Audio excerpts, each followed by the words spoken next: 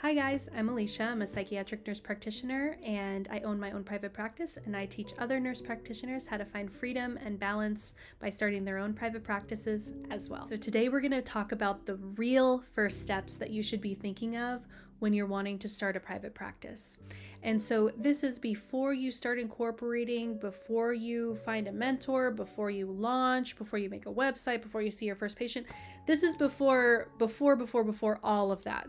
So when you're just contemplating about starting your private practice and thinking about how you should set up your life for that to happen. So let's get into it.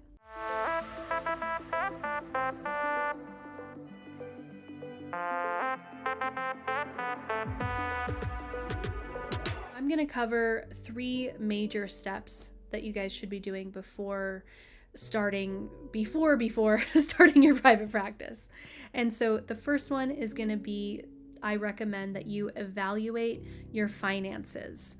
It is very, very, very important when starting a private practice that you don't quit your job, that you don't go all in on starting your private practice. I recommend that you keep your job or a job where you can pay your bills, pay your rent, food, everything.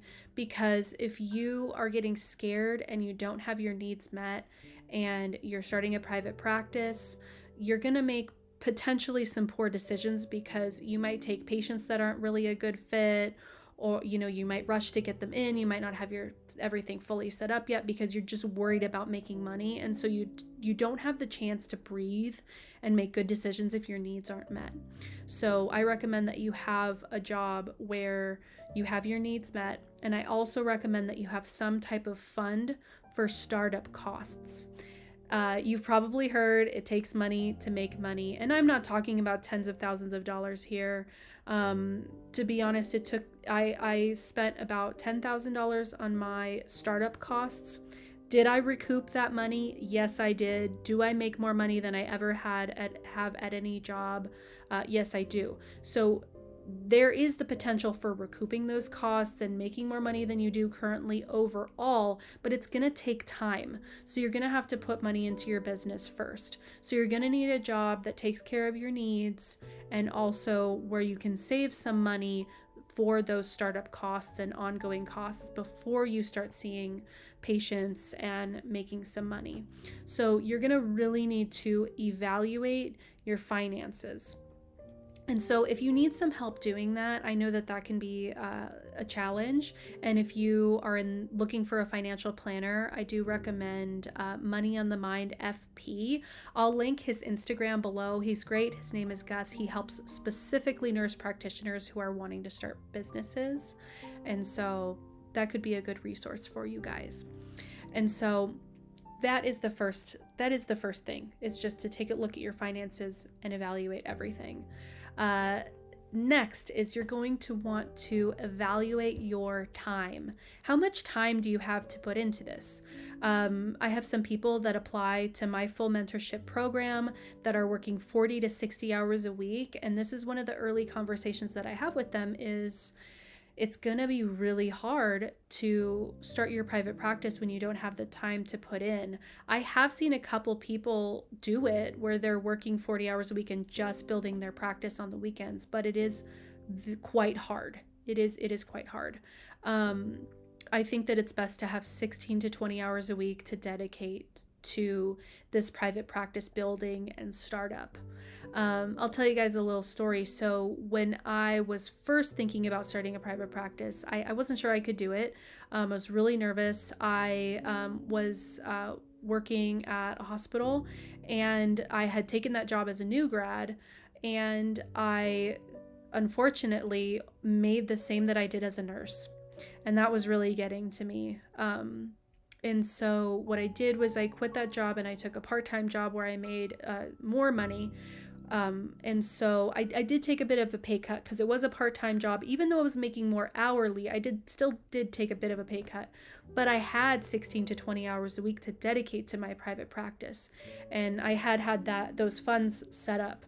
So I know you guys are doing the math and you're kind of thinking, oh my gosh, Alicia, you're asking me to put money into this, but also work less. I know that those are like conflicting things, but that's why these are the first steps you need to think about before starting a private practice, is because you're gonna need to puzzle piece all of these things together. And so it's going to take a little bit of time to save up some money, to change up your job a little bit if it needs to be changed up. Maybe you work, I mean, I know a lot of nurse practitioners work like 3 jobs. Do you need to like cut back on one and ask for a raise at the other?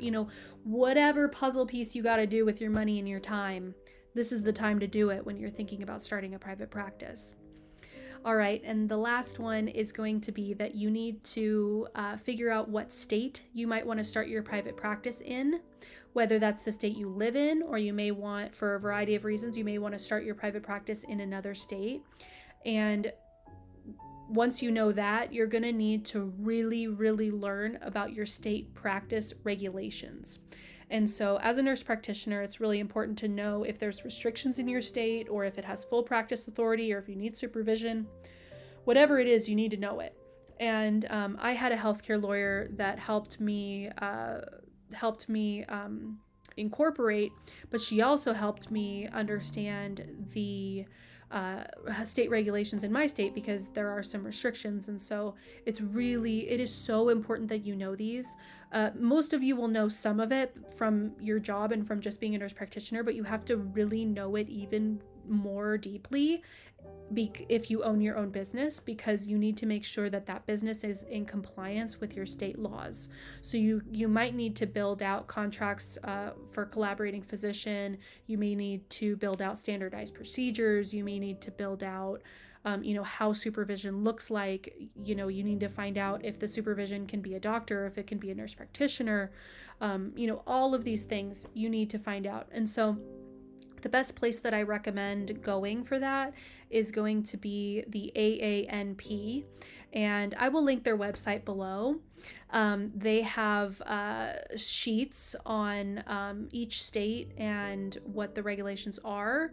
And so I do believe you have to be a member to access the full sheet. I think you can see some not being a member, but regardless, that's what I use. If I need a quick lookup as I'm mentoring people all around the US, that's the resource I use to learn about the regulations. And so you do need to be very familiar with that as a business owner and a nurse practitioner within the state that you are operating.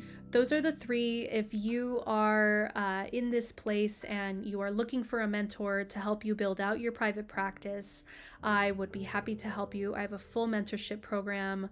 There are step-by-step videos on how to start a private practice, along with worksheets and checklists. I also have a forum where all of the members can communicate with each other and network with each other and help each other. We have a really wonderful supportive group. And I also have a live component where I go live twice a month and answer everyone's questions and try to find out where everyone is in their practice building and what they need help with, where they're getting stuck.